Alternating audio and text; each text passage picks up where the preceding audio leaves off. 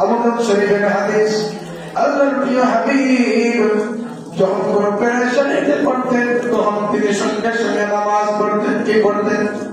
নামাজ পড়তেন। এই নামাজের দ্বারা পেরেশানি দূর হয়। কি দূর হয়? পেরেশানি দূর হয়। কিন্তু আমরা কম কম মুসলমান হয়ে গেছি, পেরেশানি বিপদ আসলে কি করি আমরা? পেরেশানি আসলে আমরা নামাজ পড়ি না, বলি নামাজ পড়তে ভালো লাগে না। তোমার মানুষ আছে কিনা? ও আমার বন্ধুরা, এখন প্রশ্ন লাগবে যে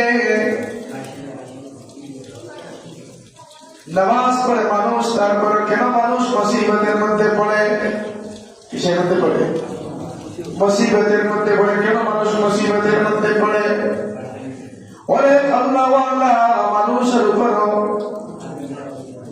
অনেক মুসিবত আছে, ঠিক না? যে মুসিবত গুলা কোন কাফির বেঈমানের উপর মুসিবত আসে না, ঠিক না? এটা নতুন কিছু নাই। নবীদের উপর এমন পরীক্ষা এসেছিল, পরীক্ষা এসেছিল না, মুসিবত এসেছিল। তিনটা কারণে মানুষের উপর মুসিবত আসে। কয়টা কারণে? তিনটা কারণে মানুষের উপর মুসিবত আসে। প্রথম নম্বর কারণ হইল মুসিবত আসে নিজের গুনার কারণে, কৃতকর্মের কারণে। নিজের কৃতকর্মের কারণে মুসিবত আসে।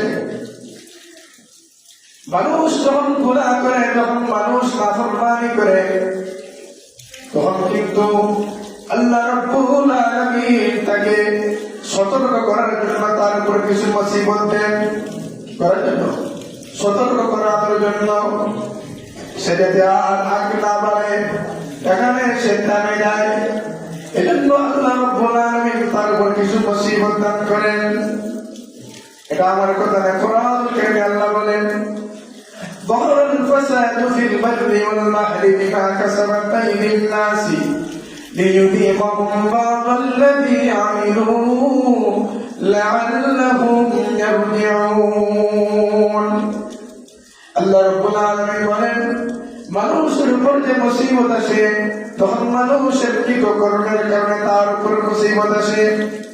চলে আসলে পাহাড়ে পর্বতে যত মুসিবত আসে সবগুলো আসে মানুষের কৃতকর্মের কারণে। কিসের কারণে? মানুষের কৃতকর্মের কারণে, মানুষের কুকর্মের কারণে, মানুষের গুনাহের কারণে মুসিবত আসে। এজন্য আসে দুইটা কারণে আসে। একটা কারণ হইল সে যেন সতর্ক হয়ে যায়, সতর্ক হয়ে সে যেন আর এই গুনাহের কাজ না করে। দুই নম্বর হইল আল্লাহ রাব্বুল আলামিন তার এই বান্দা বান্দীদেরকে